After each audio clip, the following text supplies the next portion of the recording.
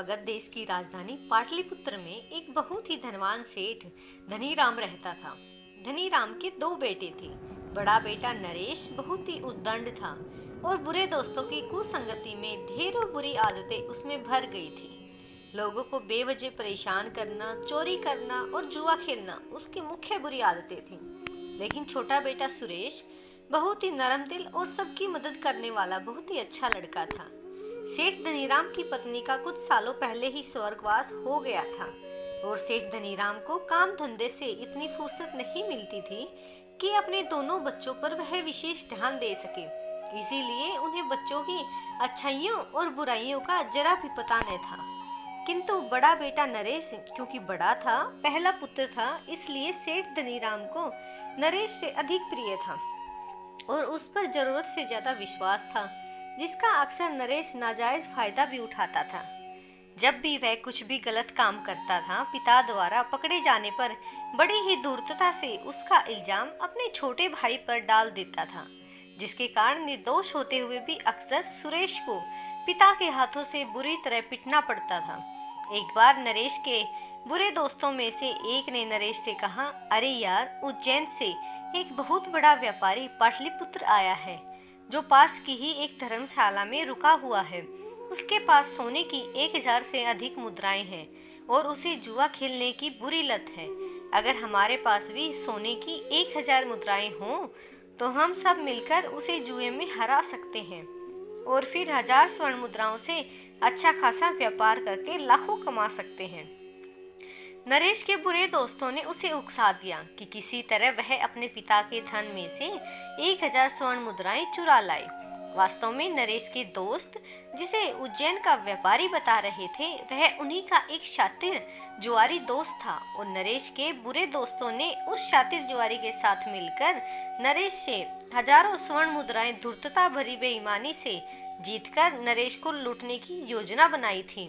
अपने कुमित्रों की योजना में फंसकर नरेश अपने पिता की बड़ी मेहनत की कमाई हुई दौलत में से 1000 स्वर्ण मुद्राएं चुराकर जुआरियों के पास पहुंच गया और जुआरियों की मिलीभगत की वजह से वह सारी स्वर्ण मुद्राएं जुए में हार गया। फिर उसके पिता को स्वर्ण मुद्राओं की चोरी का पता चला तो नरेश ने पिता को समझाया कि चोरी उसके छोटे भाई सुरेश ने की है। उस दिन सेठ धनीराम ने सुरेश की खूब कस कर पिटाई की। थप्पड़ से, घूंसों से, लातों से, छड़ी से सुरेश पिता से मार खाता रहा और चिल्लाता रहा, पिताजी, मैंने चोरी नहीं की, मुझे नहीं पता सोने के सिक्के किसने चुराए, मैंने तो उन्हें देखा भी नहीं। लेकिन सेठ धनीराम ने सुरेश की एक न सुनी। मारते मारते उसे घर से धक्का दे दिया और कह दिया कि चल निकल जा यहाँ से। अब मुझे अपना मुंह तभी दिखाना जब 1000 स्वर्ण मुद्राएं तेरे पास हो। बेचारा सुरेश, उसकी तो समझ में कुछ भी नहीं आ रहा था कि पिता द्वारा घर से धक्का देने के बाद अब वह कहाँ जाए, किसके पास जाए। पर फिर भी बिना सोचे समझे वह चलता चलता अपने घर से बहुत दूर पहुंच गया। शाम ढल गई और अंधेरा भी होने लगा। तब सुरेश को थोड़ा थोड़ा डर भी लगने लगा था। पर कहते हैं ना, जिसका कोई नहीं होता उसका भगवान होता है। अंधेरे में डरकर जब सुरेश रोने लगा तो उसके कानों में अचानक एक भारी भरकम आवाज आई, हरिओम, अरे कोई है क्या यहाँ? आवाज सुनकर सुरेश और भी अधिक डर गया। उसने चारों तरफ नजर दौड़ाई तो उसे पता चला कि वह अपने घर से बहुत दूर किसी जंगल में आ गया है। वह जिधर से आया था पलटकर उसी तरफ भागना चाहता था कि आवाज फिर से आई, हरिओम, हरिओम, कोई है पास में, जरा मेरी मदद करो। दोबारा वही आवाज सुनकर सुरेश को उतना डर नहीं लगा जितना अचानक ही पहली बार सुनकर लगा था। वह आवाज की दिशा में बढ़ा। तभी आवाज फिर से आई, अरे मैं यहाँ हूँ, इस कुएं में, कोई मुझे कुएं से बाहर निकालो। इस आवाज को सुनकर सुरेश उस कुएं के पास पहुँच गया जिसमें से आवाज आ रही थी। वह एक सूखा कुआं था। उसमें कोई इंसान गिरा हुआ था और उछल उछल कर बार बार ऊपर आने की कोशिश कर रहा था, लेकिन उसके हाथ कुएं की मंडेर तक पहुंच नहीं पा रहे थे। सुरेश ने कुएं में झांक कर देखा। अंधेरे में भी कुएं में किसी इंसान का साया साफ नजर आ रहा था। कुआं जमीन में खुदा हुआ था और कुएं के चारों ओर कोई ऊंची दीवार न थी। अंधेरे में उस तरफ आने वाला कोई भी व्यक्ति आसानी से उसमें गिर सकता था। फिर सुरेश ने कुएं के निकट पहुंचकर पूछा कि कौन है अंदर।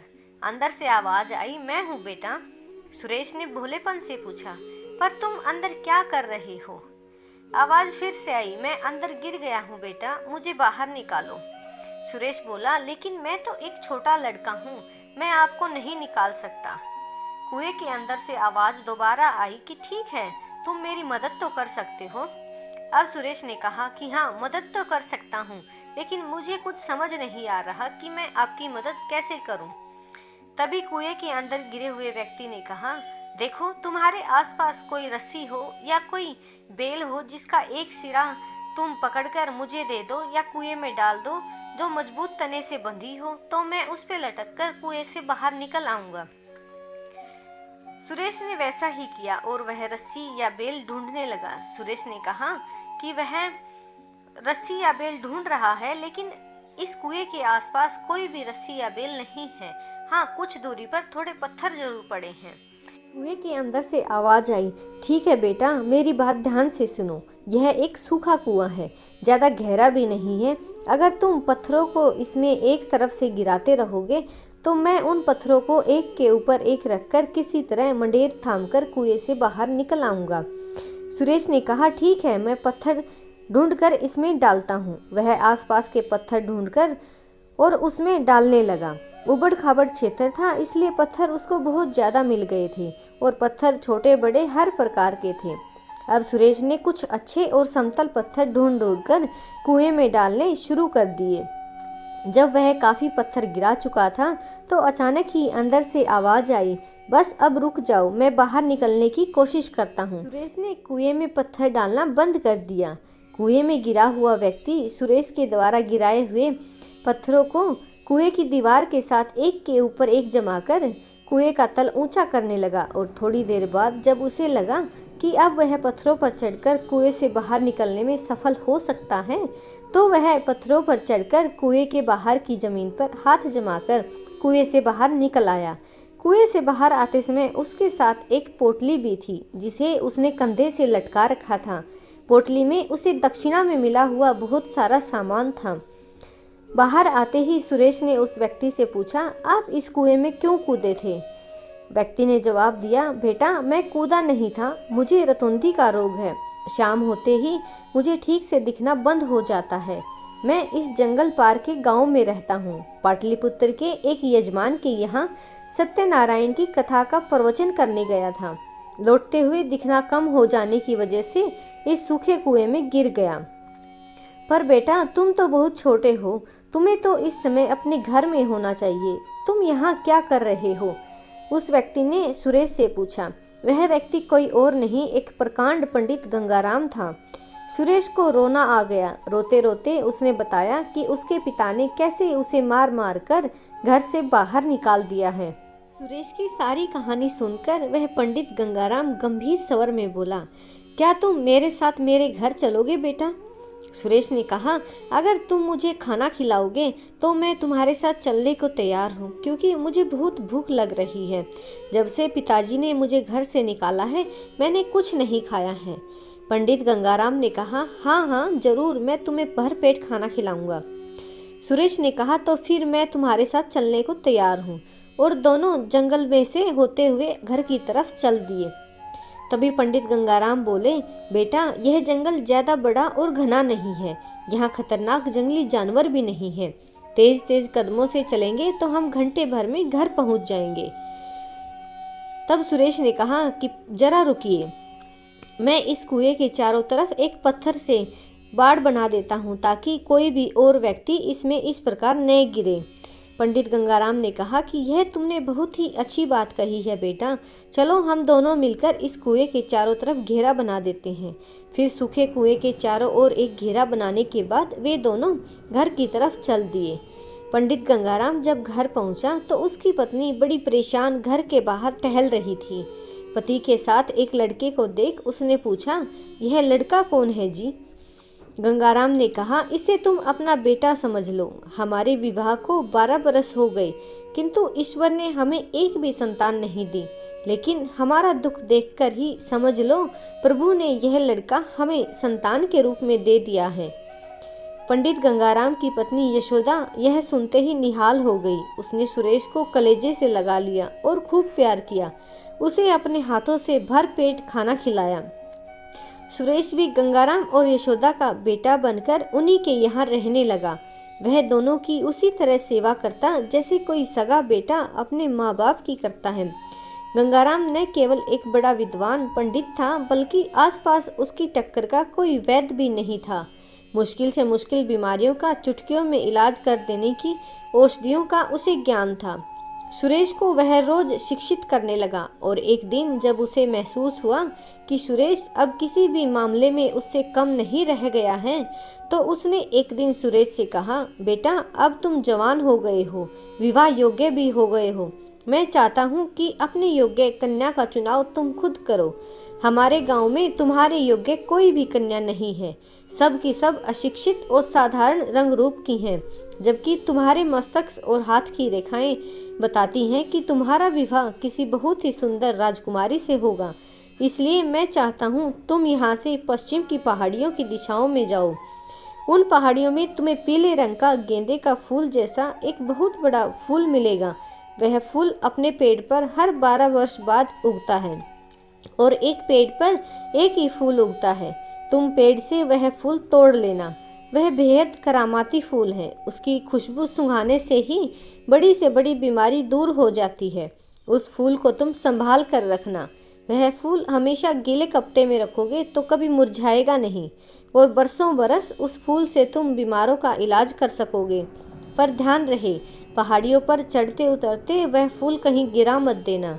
12 वर्ष पहले मैंने भी वह फूल हासिल किया था, किंतु कुछ देर के लिए मैंने वह फूल एक चट्टान पर रख दिया। तभी बहुत तेज हवा का एक झोंका आया और वह फूल उड़ा ले गया। फिर वह फूल मुझे कभी नहीं मिला। सुरेश ने गंगाराम और यशोदा से विदा लेकर अपने लिए सुंदर सुशिक्षित पत्नी की तलाश में सफर के लिए प्रस्थान किया। कई दिनों के निरंतर भ्रमण के बाद वह उन्हीं पहाड़ियों में पहुंच गया जहां गंगाराम ने गेंदे के फूल जैसे एक पीले और बड़े फूल का होना बताया था। सुरेश बहुत जल्दी ही उस चमत्कारी फूल के पौधे तक भी पहुंच गया, किंतु जैसे ही वह पौधे की दिशा में पहुंचा, उसने देखा एक युवती उस फूल को तोड़ रही है। सुरेश दूर से ही चिल्लाया कि रुको रुको, तुम इस फूल को नहीं तोड़ सकती। आवाज सुनकर वह युवती फूल तोड़कर भाग गई। सुरेश भी उसी फूल के लिए उन पहाड़ियों में आया था। वह भला उस युवती को फूल को कैसे ले जाने देता। वह भी उस युवती के पीछे पीछे भागा। उन्हीं पहाड़ियों में आगे जाकर एक गुफा थी। वह युवती गुफा में प्रवेश कर गई। गुफा के अंदर वह दरवाजा बंद कर ही रही थी कि सुरेश निकट पहुंच गया और उसने द्वार को बंद होने से रोक लिया और वह चिल्ला चिल्ला कर उससे पूछने लगा, वो फूल मुझे दे दो। मैं उस फूल के लिए ही बहुत लंबा सफ़र करके यहाँ तक आया हूँ। युवती ने भी उसे ना में जवाब देते हुए कहा, इस फूल के लिए मैं 10 साल से इस सुनसान क्षेत्र में रह रही हूँ। यह फूल मैं किसी को नहीं दे सकती। उस युवती का स्वर चांदी की घंटियों जैसा सुरीला था और वह बेपनाह खूबसूरत थी। जैसे ही उसने सुरेश की ओर देखा, सुरेश ने भी उसे देखा और देखता ही रह गया। वह परियों सी सुंदर, गोरी, चिट्टी और आकर्षक थी। उस पर से नजरें हटाना सुरेश के लिए असंभव हो उठा। वह गुफा के द्वार को धक्का दे गुफा में दाखिल हो गया और एकटक उस युवती को देखते हुए बोला, तुम 10 साल से इस फूल के खिलने की प्रतीक्षा क्यों कर रही थी और 10 सालों से इसी गुफा में क्यों रह रही थी। तभी उस युवती ने कहा, गुफा में मैं अकेली नहीं हूँ, मेरे पिता भी हैं जो बरसों से पक्षाघात के शिकार हैं। इस फूल की सुगंध से उनके शरीर को ठीक किया जा सकता है और वे ठीक हो सकते हैं।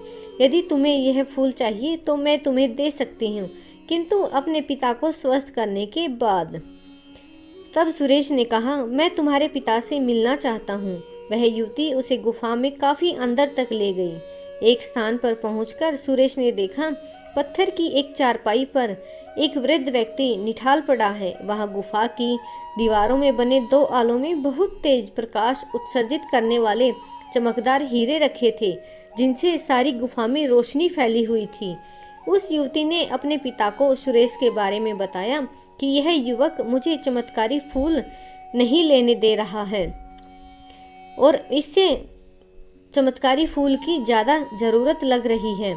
उस वृद्ध ने सुरेश से पूछा, तुम इस फूल का क्या करोगे बेटा? सुरेश ने बताया, मैं इससे दीन दुखियों का मुफ्त में इलाज करूंगा, जिससे वे स्वस्थ और आनंद जीवन व्यतीत कर सकें। उस वृद्ध व्यक्ति ने कहा, तब तो तुम ही इस फूल के वास्तविक अधिकारी हो। यह मेरी बेटी 8 साल की थी जब मैं इस गुफा में आया। तभी मेरे आधे शरीर को लकवा मार गया और तब से मैं और मेरी बेटी इस फूल के खिलने की प्रतीक्षा कर रहे थे। तुम लोगों को स्वस्थ करने के लिए यह फूल चाहते हो तो सबसे पहले तुम्हें मुझे ही स्वस्थ करना चाहिए। सुरेश ने कहा, हाँ, मैं पहले ऐसा ही करूँगा, फिर यह फूल आपसे प्राप्त करूँगा। लेकिन पहले मैं यह जानना चाहता हूँ कि आप लोग कौन हैं और इस निर्जन स्थान में क्यों रह रहे हैं। उस वृद्ध ने सुरेश की सारी बातों का उत्तर देते हुए उसे बताया, बेटा, मेरा नाम विजय सिंह है। यह मेरी बेटी रूपमती है। कभी मैं विजयगढ़ नाम के राज्य का राजा हुआ करता था। एक रात मेरे महामंत्री मक्कड़ सिंह ने मेरे साथ विश्वासघात कर सेनापति और सैनिकों को धन दौलत का लालच देकर मेरे राज्य पर कब्जा कर लिया। वह तो मुझे और मेरी बेटी को भी मारना चाहता था, लेकिन मेरे कुछ भरोसे के सेवकों ने मेरी मदद की, जिससे मैं विजयगढ़ से भाग यहाँ इन पहाड़ियों में आकर अपनी बेटी के साथ इस गुफा में रहने लगा। मैंने सारे वेद शास्त्र पढ़े हैं और हर तरह के अस्त्र शस्त्र का संचालन जानता हूँ, और पक्षाघात का शिकार होने के बावजूद भी मैंने अपनी पुत्री को हर तरह से योग्य बनाया है, जिससे एक दिन हम विजयगढ़ का राज्य प्राप्त कर सकें। लेकिन यह कार्य सिर्फ हम दोनों नहीं कर सकते। इसके लिए हमें एक युवा और योग्य नौजवान की जरूरत थी, जो मेरी बेटी से विवाह कर उसका ध्यान रख सके, क्योंकि मैं काफ़ी वृद्ध हो चुका हूँ और शरीर से भी निर्बल हो चुका हूँ। मुझे लगता है भगवान ने तुम्हें मेरी पुत्री के लिए ही हमारे निकट भेजा है। क्या तुम इससे विवाह करोगे और हमें हमारा राज्य वापस दिलवाने में हमारी सहायता करोगे? मैं कुछ ही महीनों में तुम्हें हर प्रकार के अस्त्र शस्त्र का संचालन करने में निपुण बना दूंगा। सुरेश ने राजा विजय सिंह का प्रस्ताव स्वीकार कर लिया और रूपमती से विवाह कर उन्हीं के साथ उसी गुफा में रहने लगा। अगले 6 महीनों में चमत्कारी फूल की मदद से राजा विजय सिंह बिल्कुल ठीक हो गया। उसका शरीर भी पहले से अधिक ताकतवर हो गया और उन 6 महीनों में सुरेश हर तरह के अस्त्र शस्त्र संचालन में निपुण हो गया। फिर एक दिन रूपमती ने सुरेश से कहा, अब हमें विजयगढ़ चलना चाहिए। मैं अपने पिता का खोया हुआ राज्य फिर से हासिल करना चाहती हूँ और आपको विजयगढ़ के राजा के रूप में देखना चाहती हूँ। सुरेश राजा विजय सिंह और राजकुमारी रूपमती के साथ उन पहाड़ियों से विजयगढ़ के लिए प्रस्थान किया। विजयगढ़ पहुंचकर राजा विजय सिंह अपने पुराने और बहुत विश्वसनीय साथी भानु प्रताप के यहाँ पहुँचे। भानु प्रताप राजा विजय सिंह को अचानक सामने पाकर अत्यंत प्रसन्न हुआ और उसने उन्हें समाचार दिया कि तत्कालीन राजा मक्कड़ सिंह को कोढ़ की बीमारी हो गई है और उसके शरीर में जगह जगह से मवाद बह रहा है। मक्कड़ सिंह ने मुनादी करवा रखी है, जो उसे ठीक करेगा उसे वह मुंह मांगा इनाम देगा। मक्कड़ सिंह की अपनी कोई संतान नहीं है और उसकी पत्नी भी मर चुकी है। राज्य में राजा के अकर्मण्य होने के कारण बड़ी अव्यवस्था फैली हुई है। चोर डाकुओं ने सारे राज्य में उत्पात मचा रखा है। यदि कोई योग्य व्यक्ति राज्य का शासन संभालने के लिए आगे नहीं आता तो भविष्य में बहुत खून खराबा होने से कोई नहीं रोक सकता। राजा विजय सिंह से अनुमति लेकर सुरेश मक्कड़ सिंह से मिलने गया और उससे कहा, महाराज, मैं एक वैद्य हूँ और आपको पूरी तरह स्वस्थ कर सकता हूँ।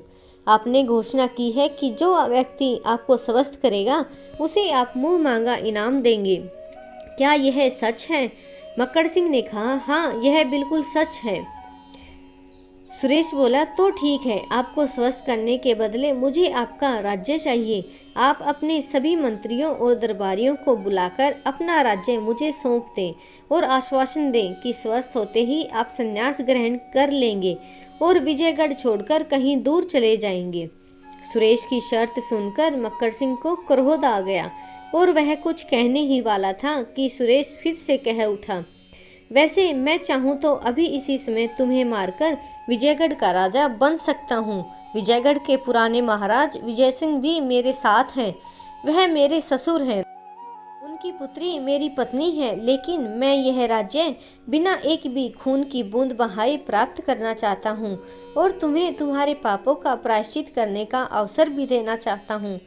अब यह तुम सोच लो कि तुम स्वस्थ होकर जीवित रहना चाहते हो या अभी इसी समय मरना चाहते हो। मक्कड़ सिंह सुरेश से डर गया और उसने उसकी सारी बातें मानकर सभी मंत्रियों और दरबारियों को बुलाकर सुरेश को विजयगढ़ का राजा घोषित कर दिया। सुरेश ने भी चमत्कारी फूल के चमत्कार से मक्कड़ सिंह का कोट ठीक कर दिया। स्वस्थ होने के बाद मक्कड़ सिंह विजयगढ़ छोड़कर हमेशा हमेशा के लिए बहुत दूर चला गया। विजयगढ़ का राजा बनने के बाद एक दिन सुरेश ने अपने धर्म पिता गंगाराम और माता यशोदा को भी अपने राज्य में बुला लिया। पंडित गंगाराम और यशोदा सुरेश को राजा के रूप में देखकर अत्यंत प्रसन्न हुए और बोले, बेटा सुरेश, तुम्हारी प्रबल भाग्य की रेखाएं पढ़कर मैं जान गया था कि एक न एक दिन तुम कहीं के राजा अवश्य बनोगे, पर अब मैं चाहता हूँ कि तुम अपने असली पिता सेठ धनीराम को भी अपने पास बुला लो। वह काफी वृद्ध हो गए होंगे, तुम्हारे पास रहकर उनका बुढ़ापा आराम से कट जाएगा।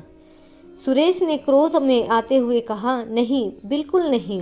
उन्होंने मुझ पर 1000 स्वर्ण मुद्राओं की चोरी का इल्जाम लगाकर पीट पीट कर घर से बाहर निकाल दिया था। गंगाराम बोले, उसमें उनकी कोई गलती नहीं थी सुरेश, तुम्हारे भाग्य में यही लिखा था। और जरा सोचो, अगर उन्होंने तुम्हें घर से नहीं निकाला होता तो क्या आज तुम विजयगढ़ के राजा होते? भगवान जो करता है अच्छे के लिए ही करता है। सुरेश, अपने पिता का एहसान मानो कि उन्होंने तुम्हें घर से निकाला। ये बात सुरेश की समझ में आ गई। सुरेश अपने कुछ विश्वस्त साथियों के साथ घोड़े पर सवार होकर पाटलिपुत्र पहुंचा, किंतु अपने घर के सामने पहुंचकर वह हैरान रह गया। वह घर बिल्कुल खंडर नजर आ रहा था और उसकी दशा बता रही थी कि कभी वह बुरी तरह जल गया होगा। उसने एक पड़ोसी से पूछा, इस घर में रहने वाले लोग कहाँ हैं? पड़ोसियों ने कहा, क्या तुम सेठ धनीराम के बारे में पूछ रहे हो? सुरेश ने कहा, हाँ। तब एक पड़ोसी ने जवाब दिया, कई बरस पहले उनके बेटे नरेश ने उन्हें मार पीट कर घर से बाहर निकाल दिया था, लेकिन अगले ही दिन भयंकर मूसलाधार बारिश हुई और इस पूरे घर पर बिजली गिर पड़ी और सारे घर में आग लग गई। नरेश भी उसी आग में जलकर मर गया।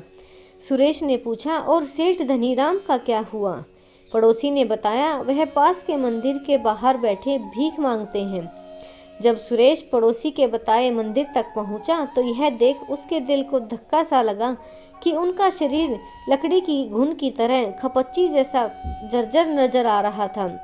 उनके सारे शरीर पर मक्खी और मच्छर भिनभिना रहे थे और फटे चिथड़े वस्त्रों में उसकी दशा बता रही थी कि वह वर्षों से नहाए नहीं होंगे। सुरेश ने अपने पिता के पास जाकर कहा, पिताजी, मैं हूँ सुरेश। आपने कहा था ना, अब मुझे अपना मुंह तभी दिखाना जब 1000 स्वर्ण मुद्राएं तुम्हारे पास हों। लो, मैं आज 1000 स्वर्ण मुद्राएं लेकर आया हूँ। सुरेश ने अपने पिता को झकझोरते हुए कहा। धनीराम ने आंखें खोलकर सुरेश को देखा और बोला, तू आ गया मेरा बेटा, मगर मुझे मालूम है मैंने तुझ पर गलत आरोप लगाकर पीटा था। चोरी नरेश ने की थी। सुरेश बोला, अब मैं आपको अपने साथ ले जाऊंगा पिताजी, और अब हम सुख से रहेंगे। और वह झुककर अपने पिता को गोद में उठाने लगा। धनीराम ने बेटे की बाहों में ये कहते हुए तभी दम तोड़ दिया, बेटा, मुझे मत उठाओ, अपने हाथ गंदे मत करो, वैसे भी मैं जा रहा हूँ, बस तुझे देखने की चाह में एक सांस अटकी हुई थी। सुरेश अपने पिता के शव को अपने साथ विजयगढ़ ले गया, जहां उसने समस्त रीति रिवाजों सहित सम्मान पूर्वक अपने पिता का दाह संस्कार किया। उसके बाद सुरेश विजयगढ़ का राजा बन अपने धर्म पिता गंगाराम, माता यशोदा और पत्नी तथा ससुर विजय सिंह के साथ सुखपूर्वक रहने लगा।